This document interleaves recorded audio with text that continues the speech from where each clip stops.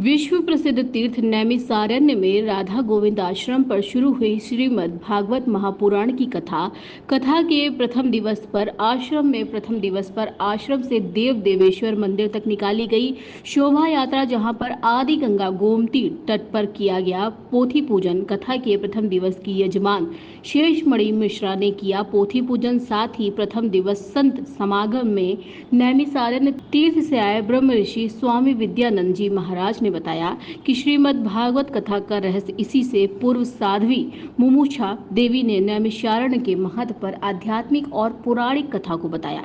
शोभा यात्रा के बाद भागवत जी पूजन के उपरांत कथा व्यास गोविंदाचार्य जी महाराज ने श्रवण कराई। प्रथम दिवस की कथा सीतापुर जनपद से आए पंकज मिश्रा महारथी ने भी प्रवचन किया और संत समागम के प्रथम दिवस लखनऊ से आए आध्यात्मिक विचारक संजय श्रीवास्तव के द्वारा भजन के माध्यम से बताया गया कि मानव जीवन का महत्व। इस अवसर पर प्रदेश के कोने कोने से आए भक्तजनों ने आध्यात्मिक धार्मिक अनुष्ठान में सहभागिता की और साथ में यह कार्यक्रम 20 जुलाई तक रहेगा। राष्ट्र प्रस्तावना के लिए नैमिषारण्य सीतापुर से योगेश शुक्ला की रिपोर्ट। जय राम जय राम जय जय राम, श्री राम जय राम जय जय राम, श्री राम जय राम जय जय राम, श्री राम जय राम जय जय राम, श्री राम जय राम जय जय राम, श्री राम जय राम। अद्भुत लीला है भगवान कृष्ण के चरणों में दौड़ते दौड़ते आए उद्धव जी प्रणत हो गए। उद्धव जी सिसकियां ले रहे हैं, प्रेमाश्रु प्रवाहित हो रहे हैं। भगवान श्री कृष्ण के पाद पद्मों को अपने नेत्रों से भिगो दिया।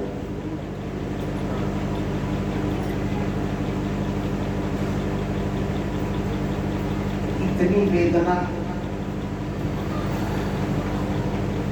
इतना विरह,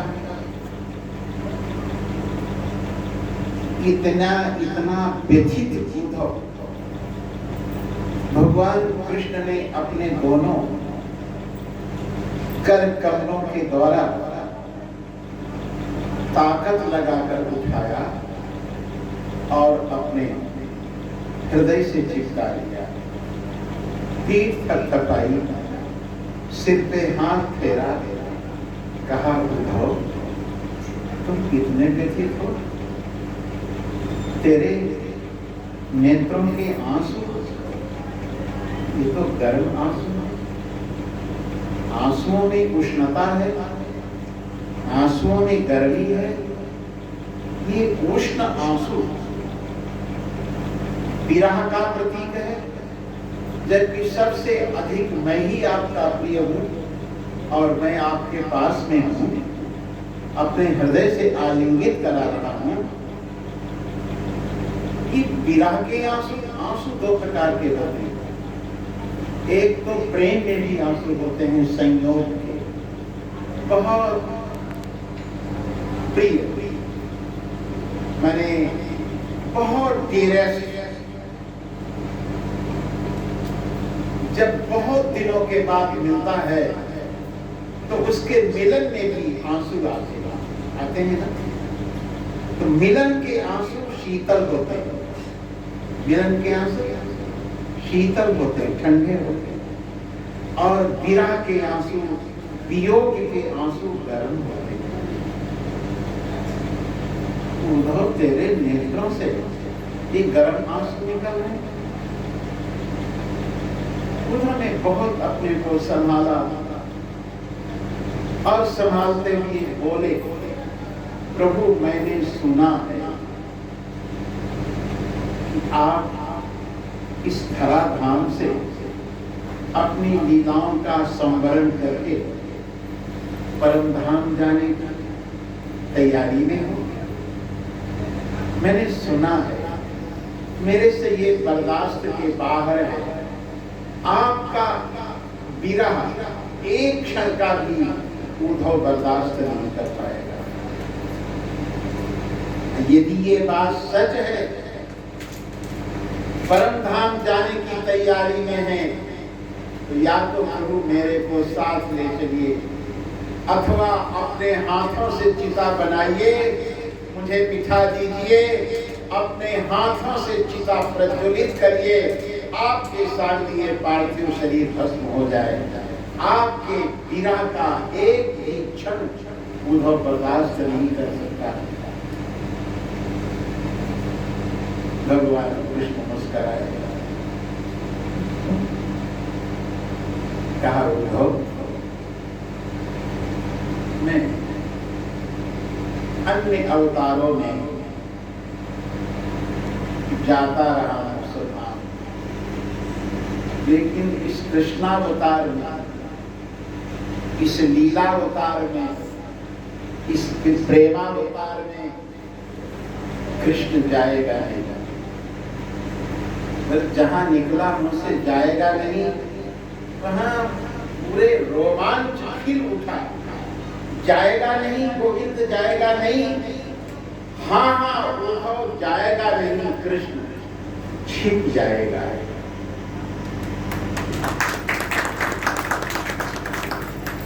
और वो छिपने की जगह उद्धव मैं तेरे को बता के जाऊंगा। छिपने की जगह बता के जाऊंगा।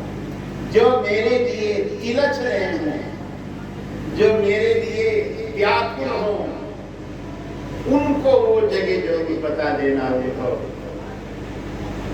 मैं उस जगह मिलूंगा। अब तो उतावले हो गए, प्रभु वो जगह कौन सी है जहां छिप जाएंगे? वो पावन जगह कौन होगी? वो पवित्र जगह कौन होगी जहां आप छिप जाओगे? भगवान कृष्ण ने कहा, श्रीमद् भागवत में संकेत है, श्रीमद् भगवदारणम, श्रीमद् भागवत रूपी अरणों में मैं छिप जाऊंगा। उस अरणों में जो स्नान करेगा, अरणों जानते हैं, जहां पर पानी गहरा होता है, जो भंवर बन जाती है, उसको अरणों कहते हैं। तो श्रीमद् भागवत एक ऐसा अरणों है जो अनंत है, अपार है, जिसका आज तक किसी ने वारा पार नहीं पा पाया। कितने विद्वान हो, कितने योग्य हो, कितने कुछ हो, लेकिन ये ऐसा अरणव है, इसमें जो डुबकी लगा गया उसको गोविंद जश्न हो गया, उसको कन्हैया मिल गया। मिलने का जैसा जो मेरी विरह में व्यथित है, जो मेरे लिए व्याकुल हैं, आतुर हैं, उनको ये जगह बता देना, और इसमें जब स्नान करेंगे मेरे मिलन का सुख प्राप्त होगा। इसलिए आप ऐसे अरणों में स्नान करने जा रहे हैं। स्नान कराने वाले हमारे परम भागवत, परम रसिक, भगवत परायण हमारे श्री आचार्य गोविंदाचार्य जी महाराज, जिनके श्रीमुख से इस अरणों की छछार आपको पड़ेगी। इस छछार में आप सराबोर हो जाएंगे, तो कृष्ण उपलब्धि की, कृष्ण प्राप्ति की अनुभूति होगी। अधिक नहीं, समय स्वीकार करता है। इन्हीं शब्दों में बहुत बहुत हम प्रसन्न हैं। हमारे उत्तरोत्तर इनकी समुन्नति हो, उन्नति हो, हमारे राष्ट्र के लिए, हमारे देश के लिए, हमारे साधु समाज के लिए ये सिरमौर बनकर चमके। इन्हीं में हमारा आनंद है। इन शब्दों के साथ श्री राम सच्चिदानंद अखंड ब्रह्मांड नायक परतप परेश परमात्मा यत्र तत्र बाहर भीतर परिपूर्ण लीला पुरुषोत्तम आनंद कंद श्री कृष्ण चंद्र के पावन पाद पद्मों में नैमिषारण्य धाम की भूमि में श्रीमद् भागवत महापुराण के पावन उपलक्ष्य में मंच पर उपस्थित परमादरणीय अनंत श्री विभूषित पूज्य चरण अध्यात्म साधना पीठाधीश्वर श्री सद्गुरुदेव भगवान इस आयोजन के आयोजक परम भागवत हृदय भगवत परायण धर्म परायण पूज्य स्वामी गोविंदाचार्य जी महाराज, उपस्थित सभी धर्मानुरागी सज्जनों माताओं बहनों, दो बार भाव से परमात्मा श्री हरि के परम मंगलमय नाम का स्मरण, तत्पश्चात कुछ क्षण के लिए सूक्ष्म चर्चा। श्री राम जय राम जय जय राम, श्री राम जय राम जय राम, श्री राम जय राम जय राम, श्री राम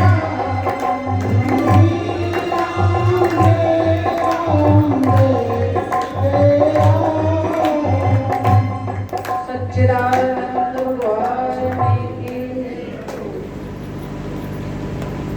प्यारे, जीव का तादात्म्य जब तक परमात्मा से नहीं हो जाता तब तक उसके अंतः प्रदेश का अभाव नहीं जाता।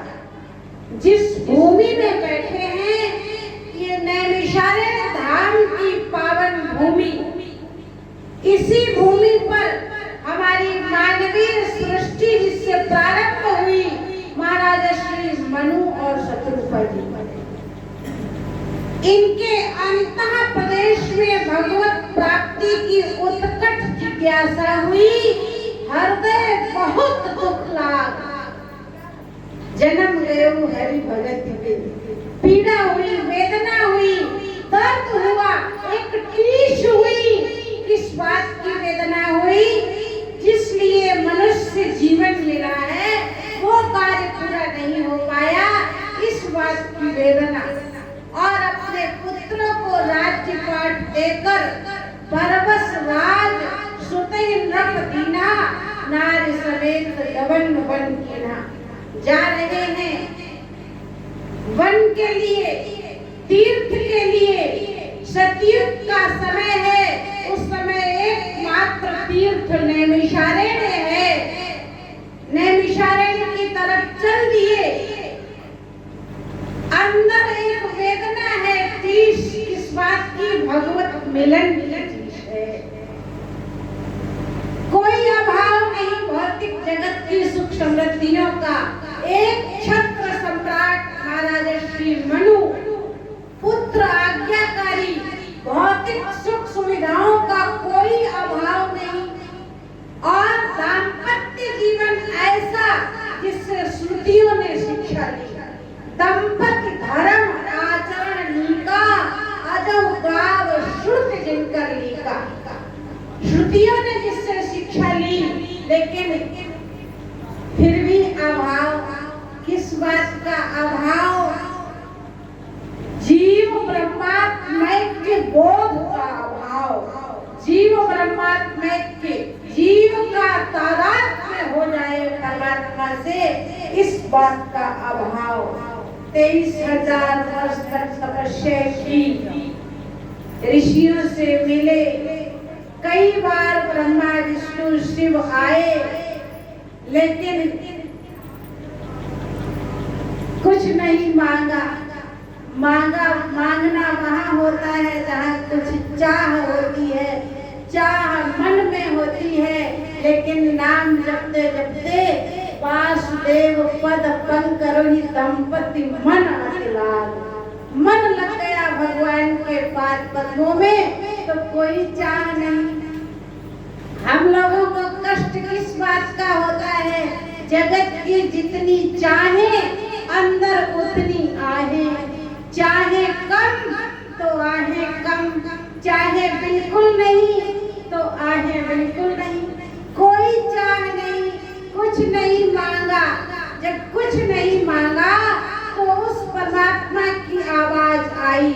कौन से परमात्मा की? उपजे ही जास अंश ते नाना सब विरंच विष्णु भगवाना, जिससे अनेकों ब्रह्मा, अनेकों विष्णु, अनेकों शिव प्रकट होते हैं। उस परमात्मा की आवाज आई, अंतः प्रदेश से होकर श्रवण के माध्यम से अंतः प्रदेश में पहुंची। तो आज 23,000 वर्ष तक तपस्या करते करते शरीर सूख कर अस्थियों का ढांचा हो गया है। तो वो आवाज का करिश्मा हष्ट पुष्ट तन भये सुहाए, मानव अवनि भवन ते आए। शरीर हष्ट पुष्ट हो गया। क्या चाहिए? दर्शन की चाह है। भगवान प्रकट हुए, मनु शत्रुपा ने दर्शन किया। तृप्ति न माने है मनु शत्रुपा, कहा जो अभी प्रकट हुआ है अभी अदृश्य हो जाएगा। वो निर्गुण निराकार परमात्मा भक्तों के लिए सगुण साकार। आपको पहले से ही पता है, श्री राधा गोविंद परिवार के तत्वावधान में आयोजित श्रीमद् भागवत कथा महापुराण का जो धार्मिक आयोजन है, ये पहले से ही पूर्व निर्धारित था। महाराज जी का जो ये आवास और निवास और आश्रम जो बना है, इसमें प्रथम धार्मिक अनुष्ठान के रूप में श्रीमद् भागवत महापुराण का आयोजन अपने आप में बहुत सौभाग्यशाली क्षण है ये। और उन क्षणों में हम सभी लोग सम्मिलित हुए। महाराज जी ने तो बेस लिया है और प्रभु की असीम कृपा है आपके ऊपर कि आप तो उस तरफ चल पड़े हैं, लेकिन हम लोग तो उस गृहस्थी के जंजाल में फंसे हैं। आप सब लोगों को उसके बारे में बताने की जरूरत नहीं है, लेकिन मैं इस रूप में ये कहूँगा कि हम सभी लोग परम सौभाग्यशाली हैं कि इस धार्मिक अनुष्ठान में बहुत सहज ही, बहुत सरल तरीके से और बहुत ये कहा जाए कि सस्ते तरीके से हमको सम्मिलित होने का जो अवसर मिला है, इसके लिए मैं सर्वप्रथम व्यास जी को चरणों में प्रणाम करते हुए साधुवाद और धन्यवाद आप सभी लोगों की ओर से देता हूँ कि इस इतने पुण्य अवसर पे पावन धरा नैमिषारण्य की धरती पर बैठकर श्रीमद् भागवत महापुराण का आयोजन और उसको सुनने का जो अवसर प्रदान किया है, इसके लिए हम सभी लोग सौभाग्यशाली हैं। मैं चाहूँगा अपने भक्त नंद भाई बहनों से कि महाराज जी के स्वागत में एक बार कर्तव्य धन से उनका स्वागत करें। ऐसे ही धार्मिक अनुष्ठान इस धरा पे होते रहे, मेरी परमपिता परमात्मा से यही मांग है। और मैं चाहता हूँ कि इस प्रकार के आयोजनों में जो सहभागिता है हम लोगों की इसी तरीके से होती रहे। क्योंकि अभी आप बहुत अच्छा वक्तव्य सुन रहे थे आरती जी के द्वारा, उन्होंने भले ही कम समय बोला लेकिन बहुत अच्छा बोला। वे चले गए हैं मंच से, मैं उनको भी प्रणाम करता हूँ। उन्होंने मूल बात बताई कि ये हमारा सौभाग्य है, हमारा परम सौभाग्य है कि हम लोग इस धरा पे बैठ कर के ये आयोजन सुन रहे हैं। भगवान श्री कृष्ण जी की चर्चा, उनकी कथा, उनकी लीलाएं जो सुनने का श्रीमद् भागवत महापुराण में अवसर मिला। आपने देखा कि व्यास जी ने 17 पुराणों की रचना करने के बाद भी जब उनको हृदय में शांति नहीं मिली, तो नारद जी के द्वारा ये निर्देश किया गया, ये कृपा हुई परमात्मा के उनके ऊपर कि नारद जी के द्वारा श्रीमद् भागवत महापुराण के जो 4 श्लोक उनको दिए गए, उसका विस्तार 18,000 श्लोक में व्यास जी ने किया। और उनकी जो संवाद है नारद जी और व्यास जी के बीच में भी, क्योंकि महाराज जी व्यास पीठ पे हैं और महाराज जी के माध्यम से श्रीमद् भागवत कथा के बहुत ही गंभीर प्रसंग आपको सुनने को मिलेंगे निरंतर।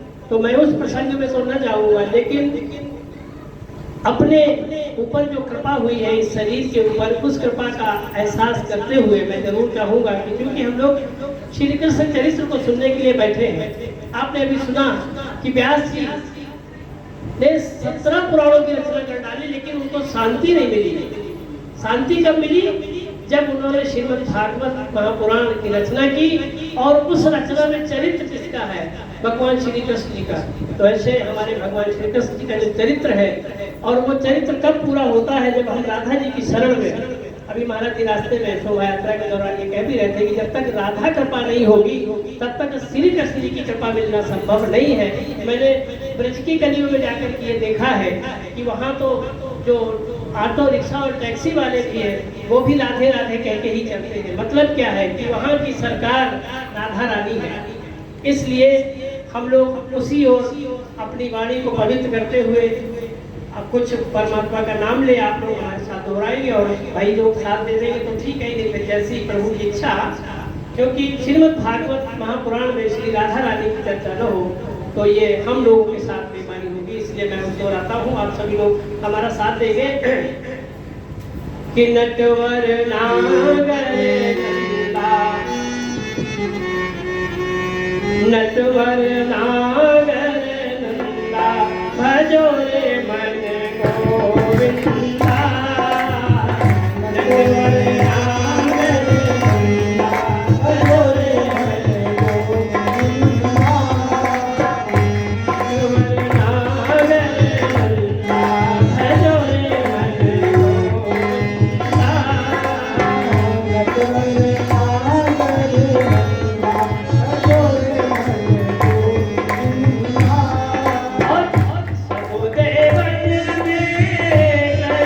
नागर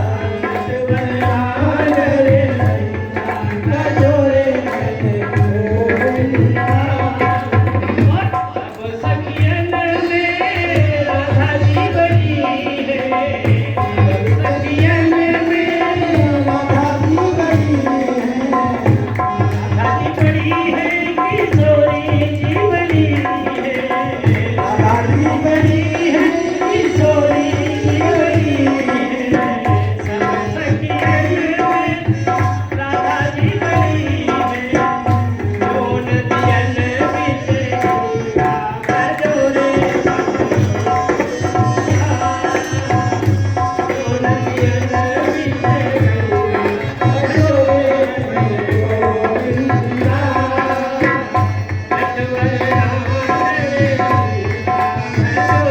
भजो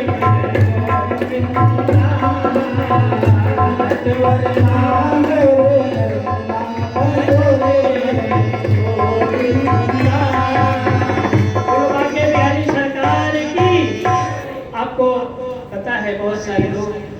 यात्रा करके आए हैं और यात्रा करके जाना भी है, तो जिस गाड़ी पे आप यात्रा करते हैं उस गाड़ी का टिकट बहुत जरूरी होता है। श्रीमद् भागवत महापुराण का प्रवेश और राधा जी और कृष्ण जी की चर्चा न हो तो शायद हम लोग बेटिकट यात्री माने जाएंगे। इसलिए अब आप सभी लोग टिकटधारी यात्री हो गए और आपको पता है कि जब आपके पास टिकट होता है गाड़ी में बैठने का तो आपका सीना तना होता है और नहीं तो सिर झुका के आपको अथॉरिटी से बात करनी पड़ती है। तो ये जो संसार रूपी गाड़ी में जब हम आए हैं और हमको ये मानव शरीर दिया गया है तो इसका मूल लक्ष्य क्या है।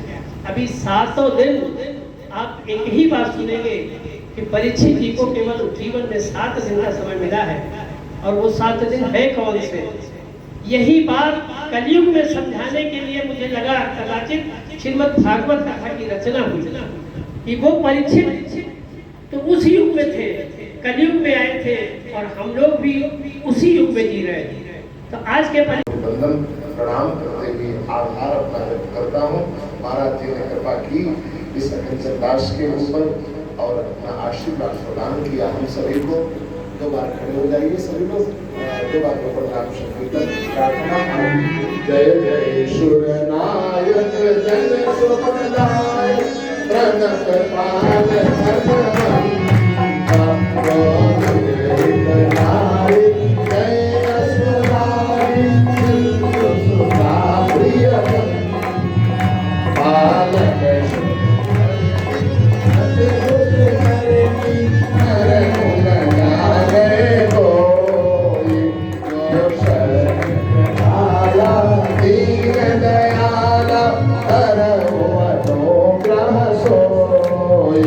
जय जय अविनाशी